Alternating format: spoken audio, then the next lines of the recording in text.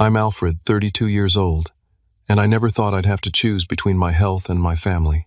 When severe back pain threatened my career as a physical therapist, I reluctantly asked my parents for help with surgery costs. "We just can't afford it," they said. 2 months later, they spent $75,000 on my sister's dream wedding. The betrayal cut deeper than any scalpel could. Let me tell you how I discovered what I was really worth to them.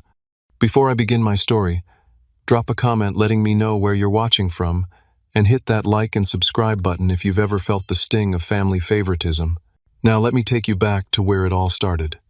Growing up in suburban Chicago, our family appeared normal from the outside. My father, Richard, worked as an accountant, methodical and precise with numbers, but somehow less calculating when it came to showing affection equally. My mother, Margaret, taught 3rd grade at the local elementary school, nurturing other people's children with a warmth that sometimes felt rationed at home. We weren't rich, but we were comfortable enough to never worry about necessities. From my earliest memories, I sensed the subtle difference in how my parents treated me versus my sister Grace. She arrived 4 years after me, a surprise blessing according to my mother, who would often recount the story of how she'd given up hope of having a daughter before Grace came along. Perhaps that's where it began, this unspoken hierarchy of love. When I received B's on my report card, my father would nod and say room for improvement. When Grace brought home the same grades, there would be celebratory ice cream and praise for her hard work. When I made the junior varsity basketball team, my parents attended games when convenient. When Grace joined the debate team, my father rearranged business trips and my mother volunteered as team chaperone. "Boys are tougher," my mother would explain whenever I showed disappointment. "They don't need as much encouragement." My father would add, "You're going to be fine no matter what, Alfred. Grace needs more support." I tried not to resent my sister for the disparity.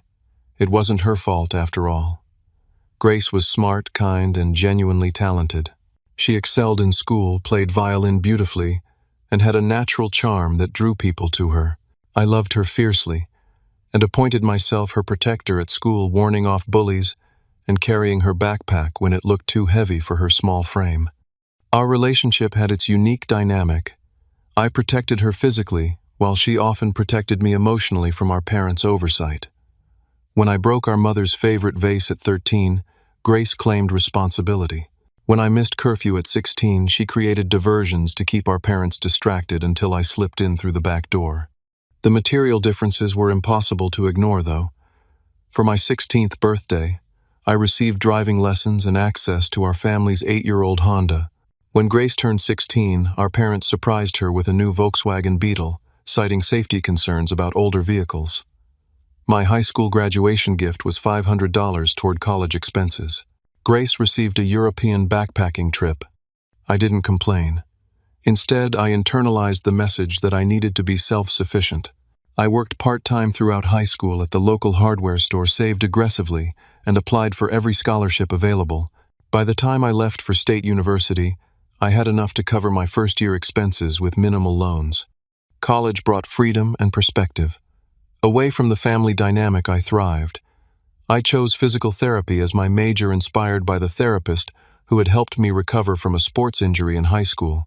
I liked the idea of healing people through movement, of being the person who helped others regain independence. The irony of this choice would only become apparent years later. While my peers received care packages and regular deposits to their bank accounts, I worked nights at the campus recreation center and summers at rehabilitation facilities. My parents called weekly, asking about classes but rarely offering financial support. When I mentioned textbook costs or unexpected lab fees, the conversation would shift to Grace's achievements at her private university, where they covered her full tuition. After graduation, I moved to Boston for a position at a respected rehabilitation clinic. The distance from Chicago provided both geographic and emotional space from my family. Our communication became less frequent but more pleasant, limited to major holidays and occasional phone calls. I built a life I was proud of, made friends who valued me, and eventually met Samantha, a pediatric nurse, whose straightforward nature and compassion captivated me. Samantha was the first person who clearly identified the pattern in my family relationships. After our first Thanksgiving together in Chicago, she asked on the drive back to our hotel, "Do you notice how your parents talk to you versus Grace? It's like they're having two different conversations. I had lived with it so long that I barely registered it anymore. What do you mean? They ask you about work like they're making small talk with an acquaintance. But with Grace, they lean in, they follow up, they remember details from your last visit. They asked her 4 times if she needed anything, and not once did they ask you. Her observation stung because it crystallized what I had normalized. Still, I defended them. They know I can handle myself. I've always been independent. Samantha squeezed my hand. Being independent shouldn't mean being ignored, Alfred. You deserve attention too. That conversation planted a seed of awareness that would grow over the next 2 years, culminating in the series of events that forever changed my relationship with my family. But at the time, I simply filed away Samantha's observation and continued building our life together in Boston, maintaining the cordial but distant relationship with my parents that had become our standard. The pain started subtly, a dull ache in my lower back after long days demonstrating exercises to patients. As a physical therapist, I initially dismissed it as occupational hazard and treated myself with stretches and anti-inflammatory medications. By the time spring arrived, however, the pain had evolved into something more serious, shooting down my right leg and occasionally causing numbness in my foot. You need to see someone about this. Samantha insisted one morning when she found me on the bathroom floor unable to stand upright after a shower. This isn't normal. I reluctantly made an appointment with an orthopedic specialist expecting to be prescribed physical therapy, which I could essentially give myself. Instead, after MRIs and nerve conduction studies, I received a diagnosis that shocked me: severe herniated discs at L4, L5, and L5S1 with nerve compression requiring specialized surgery. Given your age and condition, you're an ideal candidate for minimally invasive microsurgery. Dr. Jenkins explained, showing me the MRI images of my compressed spinal nerves. But without intervention, you're looking at potential permanent nerve damage. This could end your career as a physical therapist. The irony wasn't lost on me. I had spent years helping others recover from similar conditions, and now I faced the same challenge. The specialist recommended a neurosurgeon who pioneered an advanced procedure with better outcomes and faster recovery times for cases like mine. When the financial counselor at the hospital reviewed the costs, I felt the floor drop beneath me. The specialized surgery would cost $120,000. My insurance would cover approximately 65% after deductibles, leaving me with an estimated $45,000 responsibility. The financial counselor offered payment plans, but even stretched over 2 years, the monthly payments would exceed my rent. You can always opt for the standard procedure, she suggested sympathetically. It's covered at a higher percentage. But the standard procedure carried higher risks of complications and a significantly longer recovery time. As a physical therapist, I knew all too well what that could mean for my future mobility and career. For weeks, I tried to solve the problem independently. I cut every unnecessary expense from my budget, picked up extra patients during morning hours when my pain was manageable, and researched medical loans. Samantha suggested moving in together to save on rent, which we had been considering anyway. These measures helped, but they barely made a dent in the amount I needed. Samantha finally said what I had been avoiding. You should talk to your parents. They might be able to help. They're planning for retirement, I countered. I can't ask them to compromise that. Just talk to them, she urged. They would want to know what you're going through regardless of whether they can help financially. After another week of worsening symptoms that forced me to reduce my client load, I finally picked up the phone one Sunday evening. My mother answered with her usual cheer, chatting about neighborhood gossip and Grace's recent promotion at her marketing firm, before asking about my life in Boston. When I explained my medical situation, her tone instantly shifted to concern. "Oh, Alfred, why didn't you tell us sooner? Are you in much pain? Is Samantha helping you?" I downplayed the pain but was honest about the severity of the condition and the recommended treatment. When I mentioned the cost and my insurance coverage gap, there was a pause on the line. "Let me get your father," she said. My father came on the phone, his accountant's mind immediately assessing the financial aspects. $45,000 is substantial, he said. "What options have they given you for payment?" I explained the hospital payment plan and the medical loans I had researched, both carrying interest rates, that would significantly increase the total cost over time. "We're a bit house poor right now," he said after another pause. "We refinanced last year to do some renovations, and we're trying to build our retirement accounts before I cut back to part-time."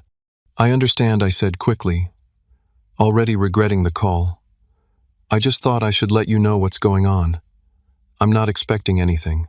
No, we want to help if we can," my mother interjected, having apparently been listening on another extension.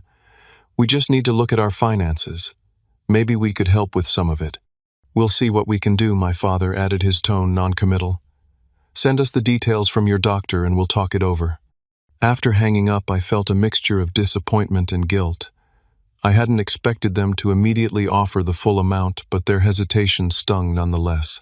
Still, I reminded myself that $45,000 was a significant sum, and they were approaching retirement age. I sent them the medical reports and cost estimates as requested, then tried to put the matter out of my mind as I continued seeking other solutions.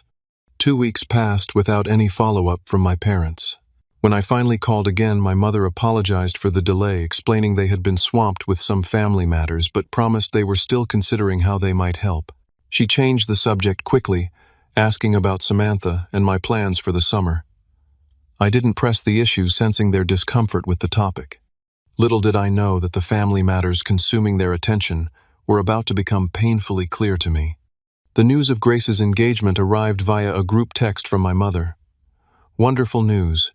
Grace and Bradley are engaged. Wedding next spring at the Palmer House in Chicago." Attached was a photo of my sister beaming a sizable diamond, glinting on her left hand beside a tall man with perfect teeth and a tailored suit. I knew Grace had been dating Bradley for about 6 months, having met him at a charity gala where her marketing firm had donated services. What I didn't know until my congratulatory call to her was how rapidly their relationship had progressed, or how elaborate their wedding plans already were. "He proposed at his family's lake house," Grace gushed. "Alfred, it was magical.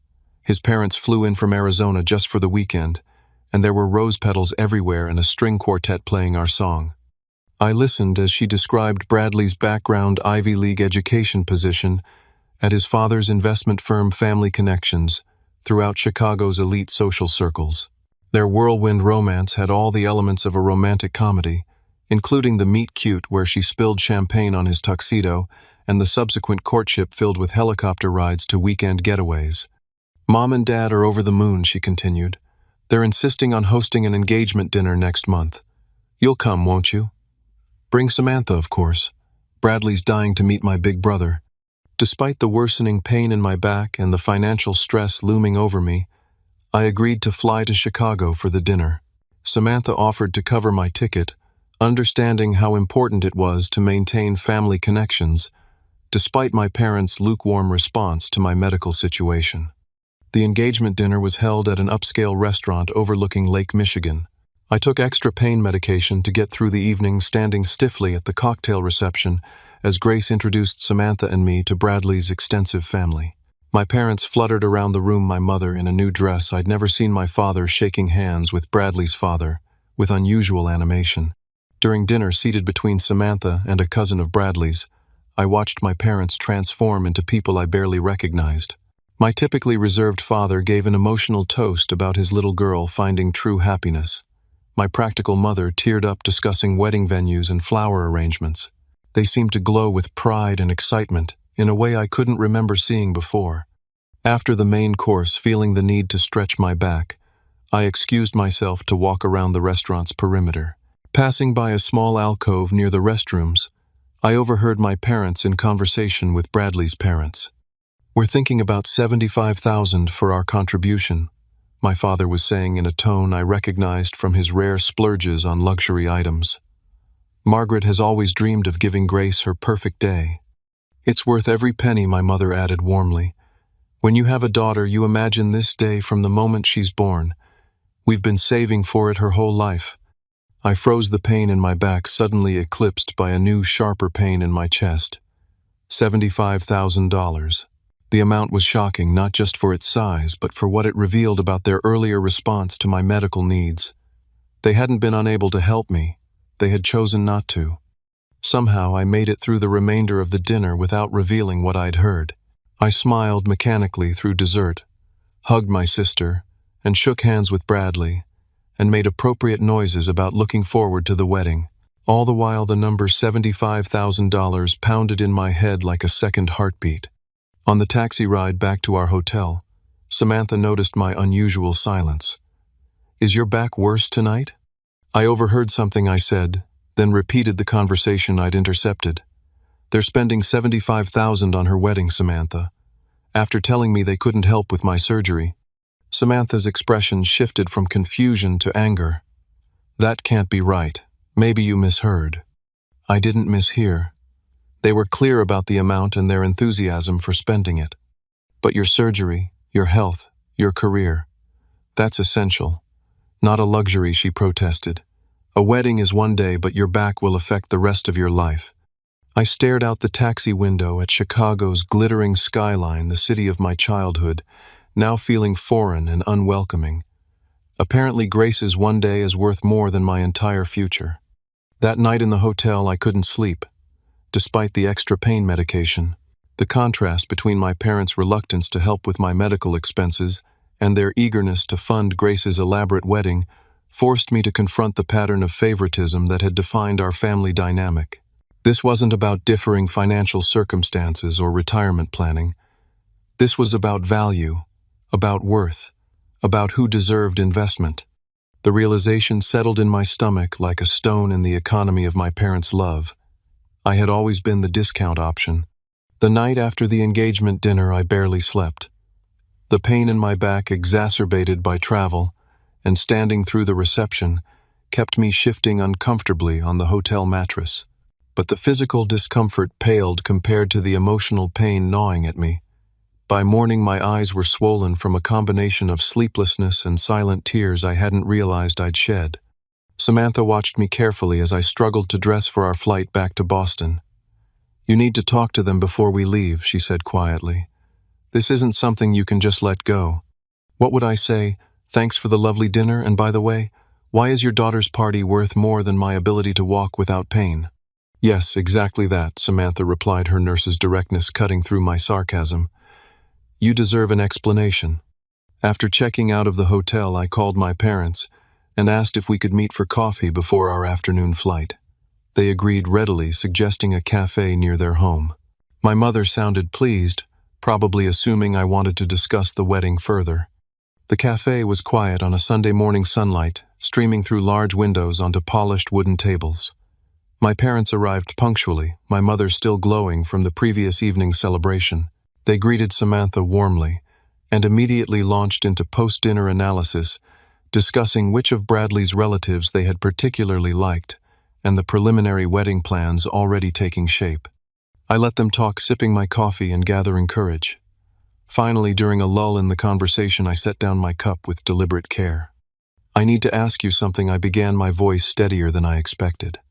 "Last night I overheard you talking with Bradley's parents about contributing $75,000 to Grace's wedding." My mother's smile faltered slightly. My father's expression remained neutral, though his fingers tightened around his coffee mug. "Is that true?" I asked.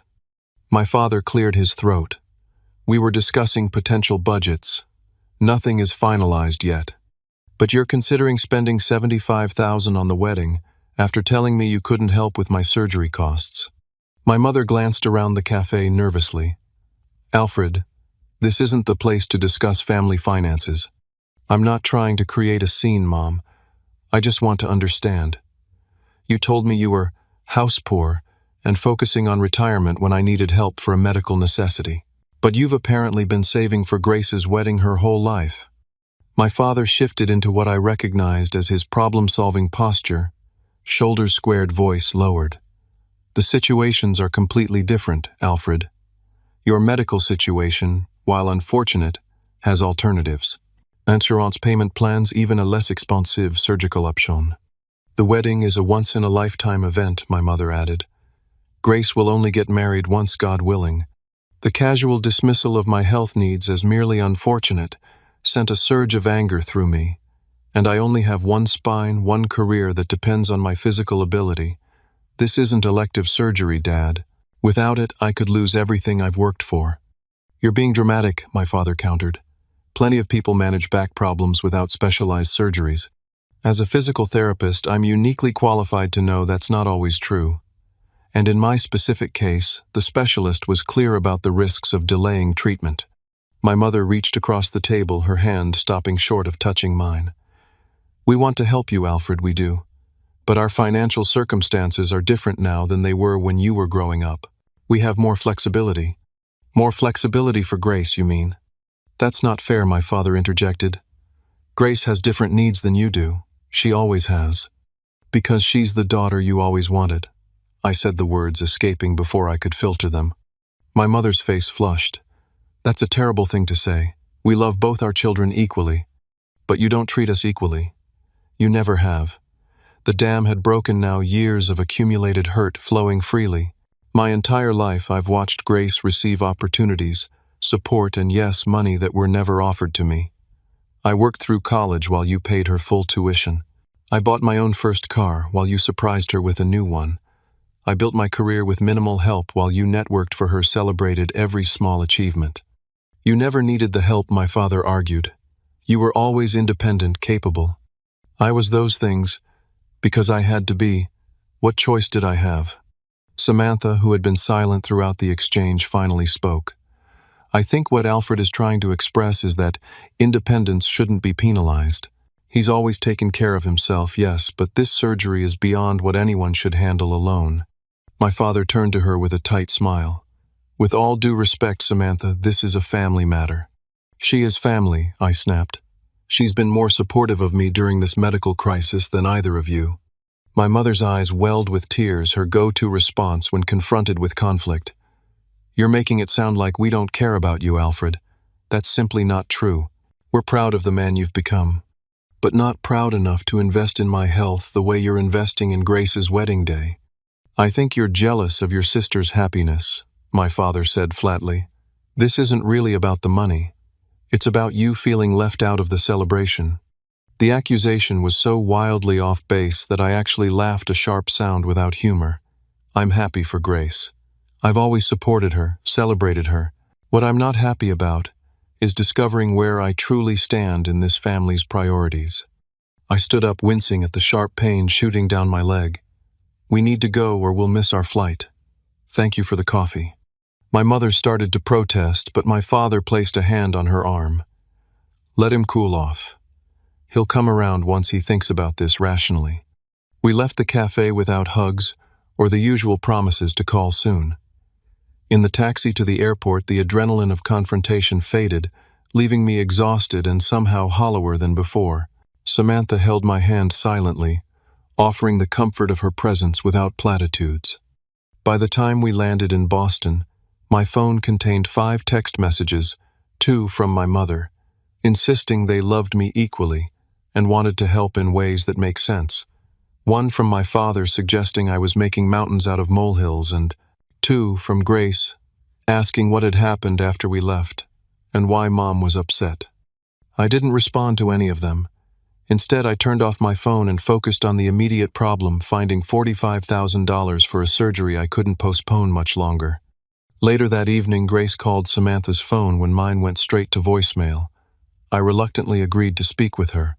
What happened with Mom and Dad? She asked, her voice a mixture of concern and confusion. They said you were upset about wedding costs. I explained the situation as neutrally as possible, not wanting to taint her excitement about her engagement, but needing her to understand my perspective. Oh, she said when I finished. There was a long pause. I didn't realize your back was that serious. Mom just said you were having some pain. It's serious enough that I might not be able to continue working if it isn't addressed soon. I'm sure they want to help you, Grace said, her voice taking on the placating tone she'd often used when mediating family tensions. Maybe there was a misunderstanding about the urgency. The misunderstanding was mine, I replied. I misunderstood my place in this family. Don't say that, Alfred. They love you. I know they do in their way. But love should translate to support when it's truly needed. Grace promised to talk to our parents to help them understand the seriousness of my condition. I thanked her, but harbored no real hope that anything would change. The pattern was too established, the roles too deeply entrenched. After hanging up, I made a difficult decision. For my own mental health. I needed to distance myself from my family while I focused on solving my medical crisis. No more weekly calls, no participation in wedding planning discussions, no pretending that everything was normal when it so clearly wasn't. The distance hurt, but not nearly as much as the alternative, continuing to hope for support that would never materialize. As summer progressed, my medical condition deteriorated rapidly. The pain became a constant companion, stealing my sleep, limiting my mobility, and eventually forcing me to take unpaid leave from the clinic. My supervisor was understanding, but concerned about the long-term viability of my position if I couldn't perform the physical aspects of the job. "Take the time you need to get better," he told me during a difficult conversation in his office. "Your job will be here when you're ready to return. But Alfred, you need to address this soon." With my income reduced to disability payments that barely covered rent, the surgery seemed increasingly out of reach. Samantha and I explored every possible financial avenue. I applied for assistance programs through the hospital, researched medical tourism options in countries with lower healthcare costs, and even considered liquidating my modest retirement savings despite the penalties. Eventually, I secured a medical loan with a 14% interest rate, a financial burden that would follow me for years but seemed the only viable option. Friends from the clinic organized a small fundraiser that generated nearly $3,000. Samantha offered her savings of $12,000, which I initially refused but eventually accepted as a loan I promised to repay.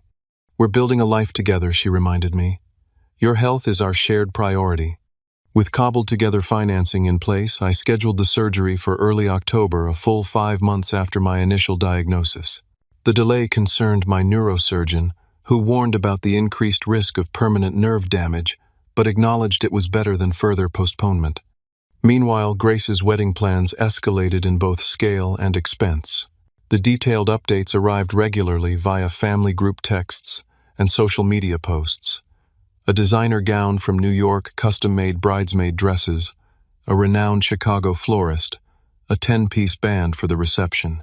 Each announcement served as a painful reminder of my parents' priorities. In late August, thick, cream-colored envelopes arrived for Samantha and me containing formal invitations to Grace's wedding.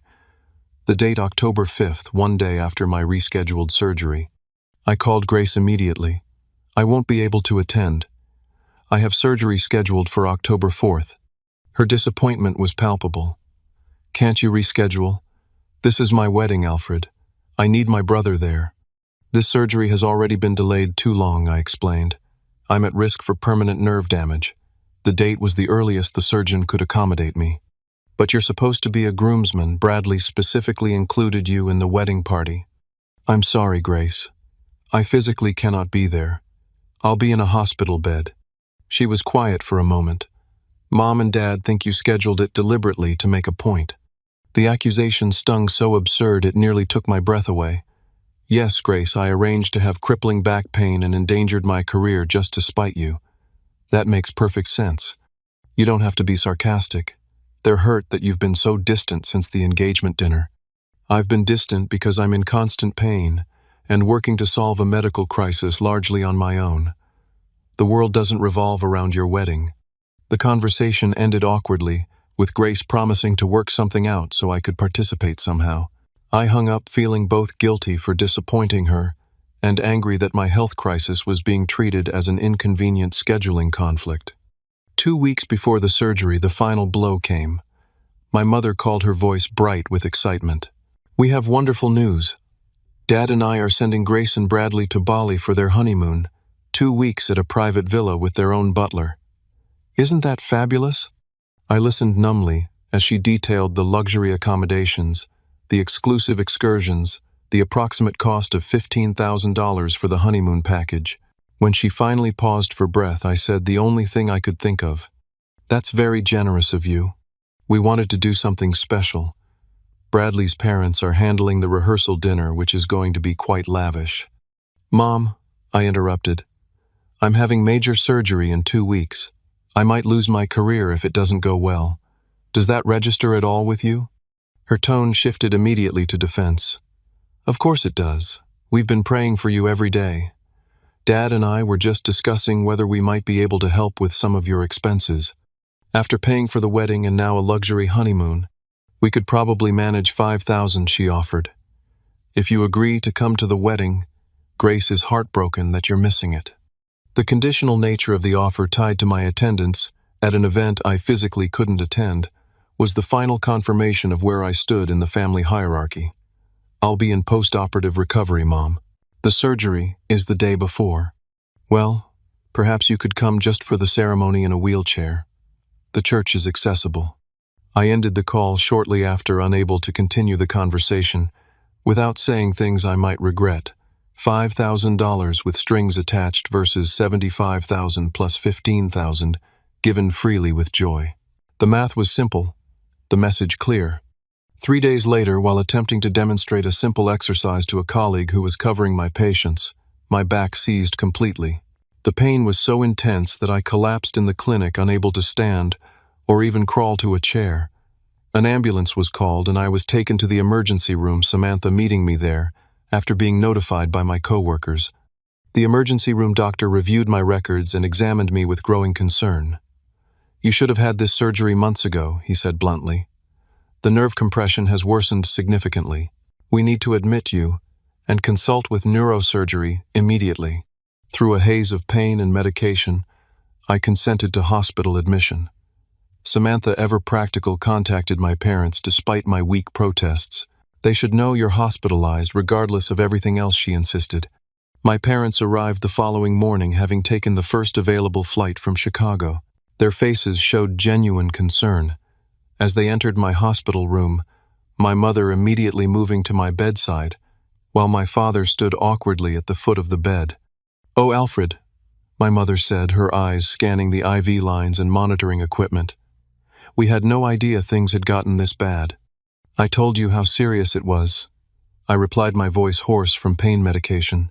"Yes, but not that you were at the point of collapse," my father countered. "We would have come sooner if we'd known." The conversation that followed was surreal.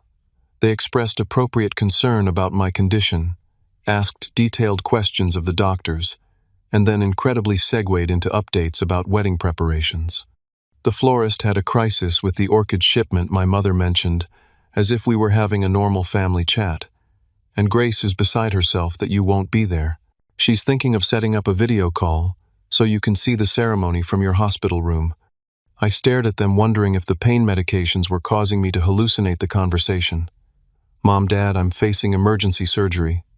The doctor says there's increased risk because of the delay. My career is in jeopardy.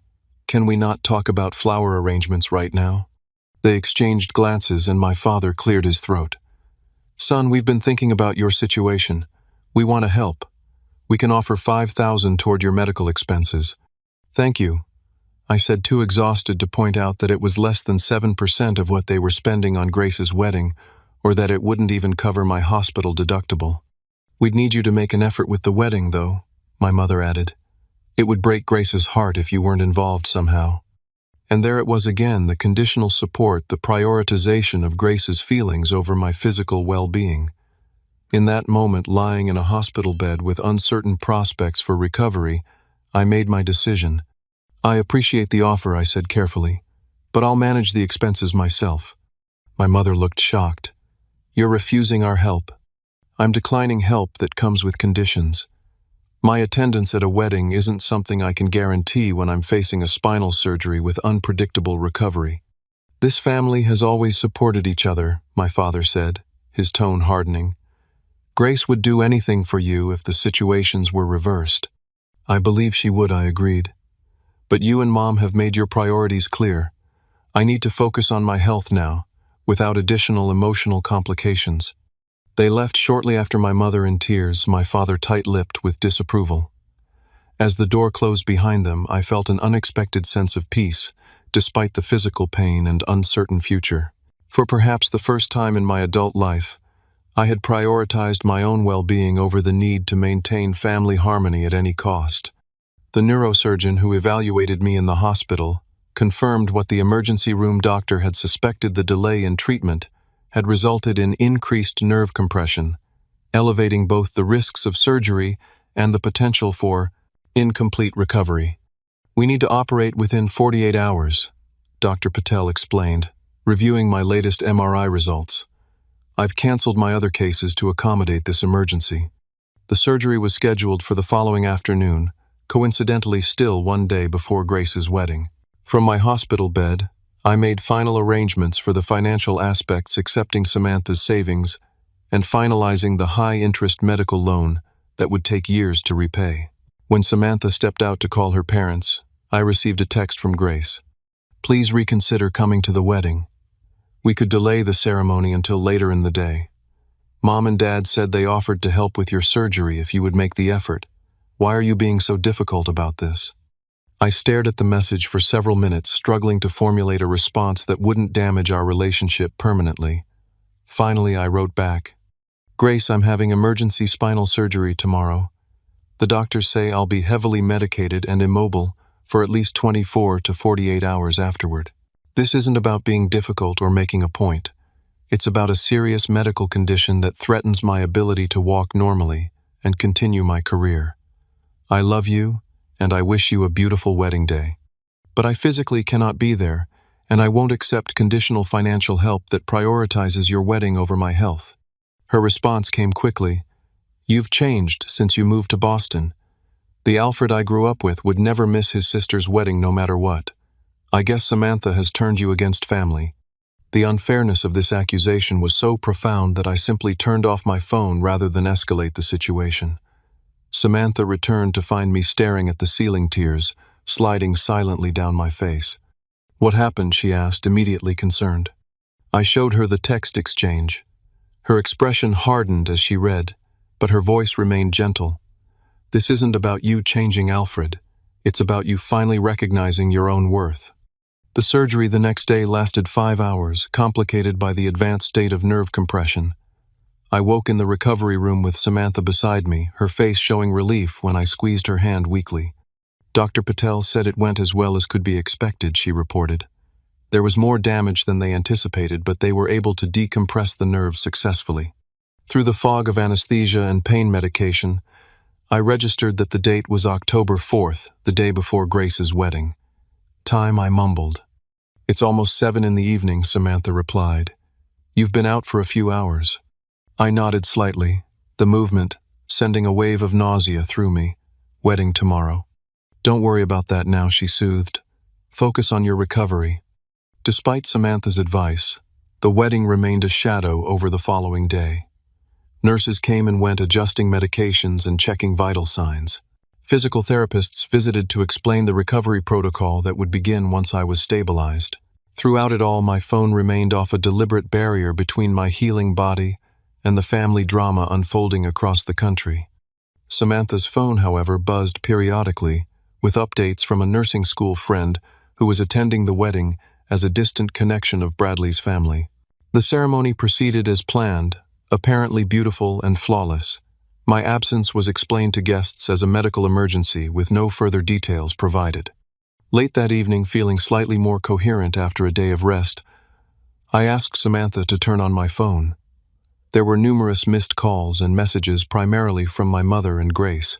I scrolled through them without reading most, until one from an unexpected source caught my attention, a group text from my physical therapy colleagues. Surgery fund reached $24 Kelvin donations still coming in from patients past and present. Your PT family has your back, literally. Rest and heal, we've got you covered. I stared at the screen in disbelief. My coworkers had expanded their initial small fundraiser into a community-wide campaign, reaching out to patients I had treated over the years, many of whom had apparently contributed generously to help the therapist who had once helped to them. Samantha smiled at my shocked expression. "They called me last week about it, but swore me to secrecy. They wanted it to be a surprise." $24,000, I whispered, the amount almost unreal to me. Combined with Samantha's savings and some assistance from her parents who had offered their guest room for my recovery, the overwhelming medical debt I had anticipated suddenly became manageable. The contrast between the conditional $5,000 my parents had offered and the unconditional $24,000 from colleagues and former patients crystallized something I had been struggling to articulate. Family isn't defined by blood alone, but by actions, by showing up when it matters most, by valuing another person's well-being above convenience or cost. The day after the wedding, my former clinical mentor, Dr. Richardson, visited my hospital room. At 72, he had retired from practice, but still maintained connections throughout the medical community. "I heard about your situation," he said without preamble, "both the medical and financial aspects. I've made some calls to the Harrington Medical Foundation. They have a program for healthcare providers facing career-threatening conditions. They're reviewing your case tomorrow, but I've been assured they'll cover the remaining costs of your surgery and rehabilitation." I was speechless, overwhelmed by this unexpected lifeline from a man I hadn't seen in nearly 2 years.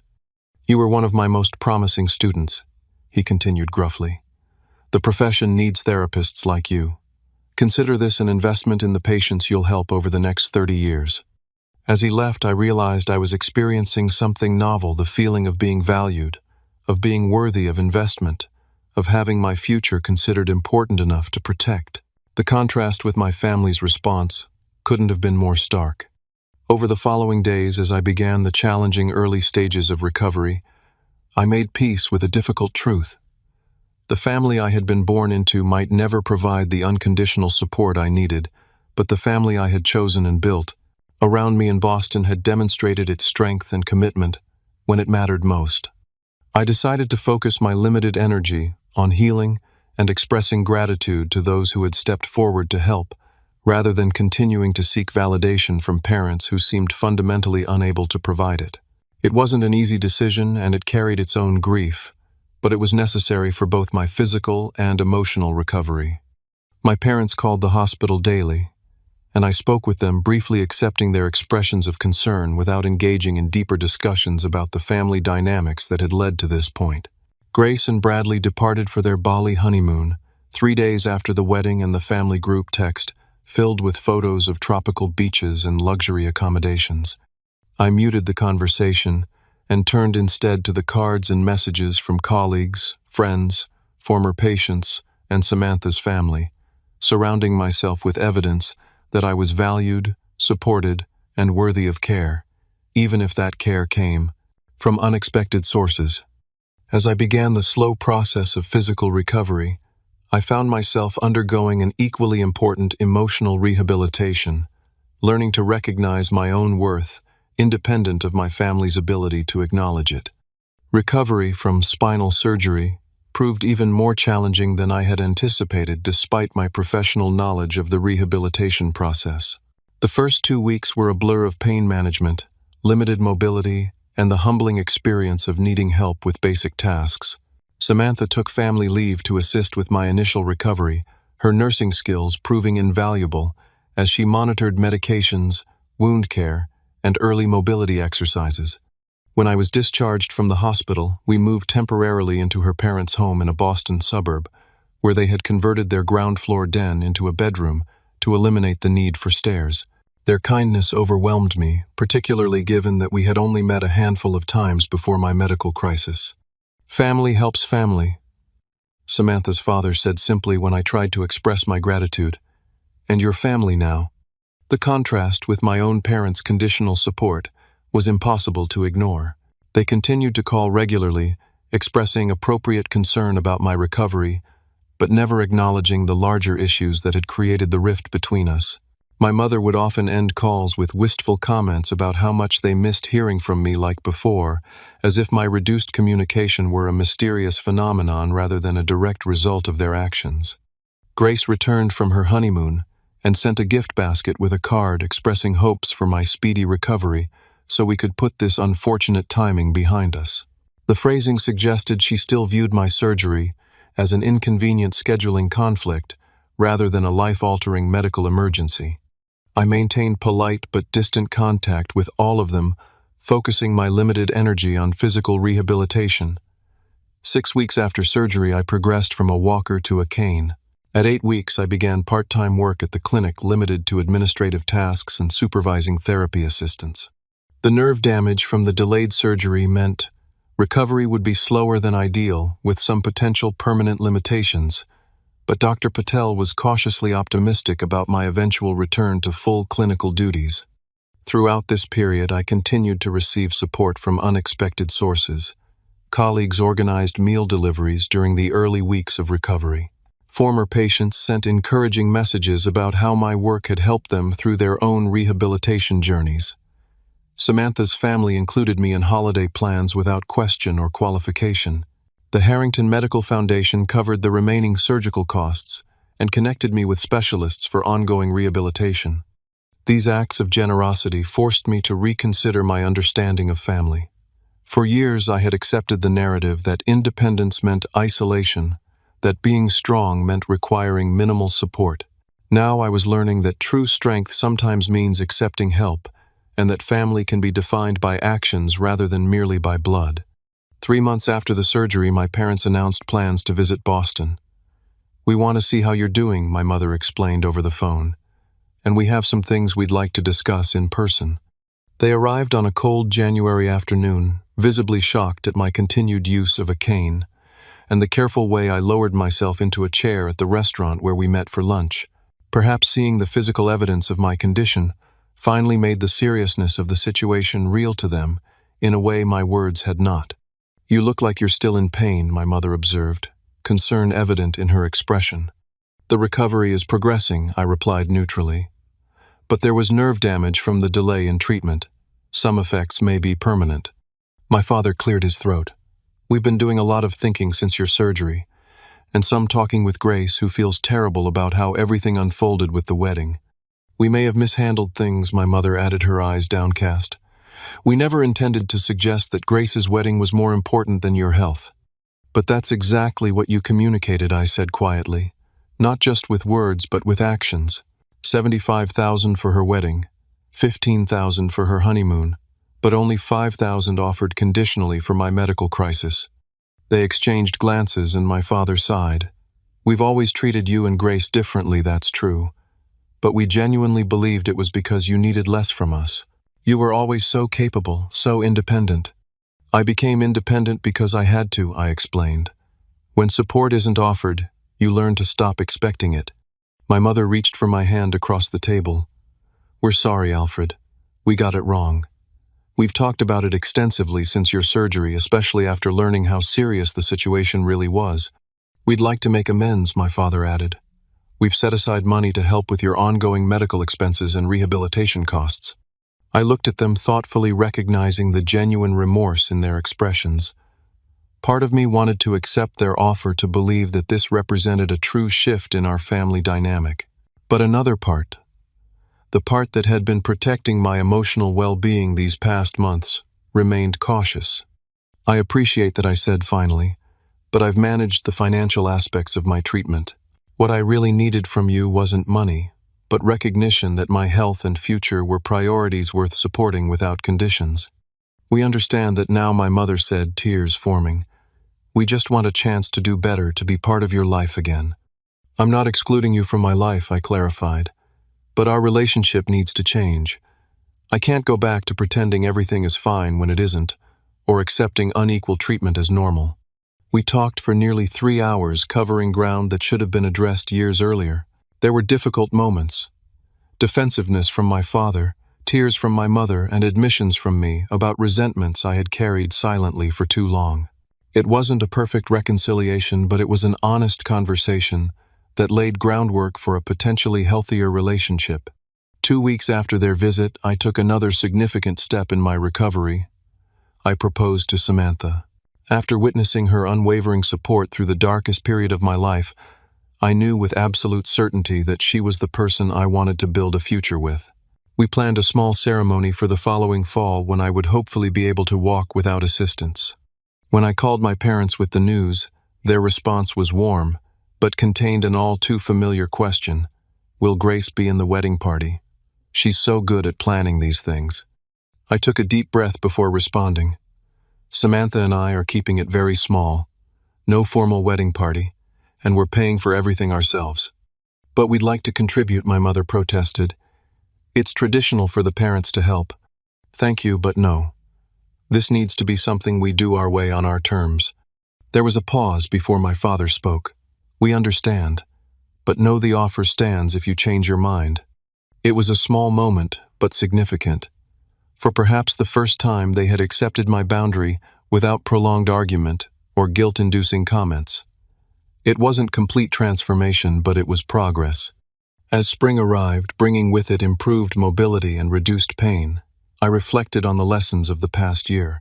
The experience had forced me to confront painful truths about my family relationships, but it had also revealed the depth and breadth of support available from my chosen family of friends, colleagues, and future in-laws. I returned to full-time work at the clinic, with some modifications to accommodate my ongoing recovery.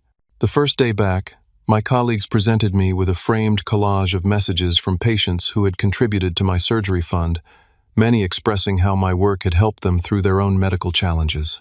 It hangs now in my office, a daily reminder that the impact we have on others often returns to us in unexpected ways. My relationship with my parents continues to evolve, sometimes progressing, sometimes sliding back into old patterns. Grace and I maintain contact, though, with a new honesty about the different ways we were raised and the impact those differences had on both of us. She has begun to recognize the favoritism that shaped our childhood, though she struggles with the guilt that comes with that awareness. The most profound change, however, has been internal. I no longer measure my worth by my parents' willingness to invest in me. I no longer accept unequal treatment as inevitable, and I no longer confuse independence with isolation. Family, I've learned, is not defined solely by blood relations or legal ties. True family consists of those who show up when it matters most, who value your well-being as worthy of protection and investment, who see your pain as their concern.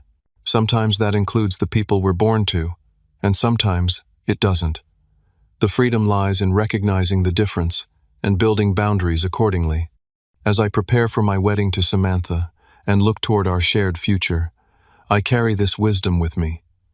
We can't choose the family we're born into, but we can choose how we define family moving forward, and that choice makes all the difference. Have you ever had to establish boundaries with family members who didn't treat you fairly? I'd love to hear your stories in the comments below. If this story resonated with you, please hit that like button and subscribe to hear more real-life experiences. And consider sharing this with someone who might need to be reminded that they deserve equal love and support. Thank you for listening to my journey. And remember, your worth isn't determined by how others treat you, but by how you choose to value yourself.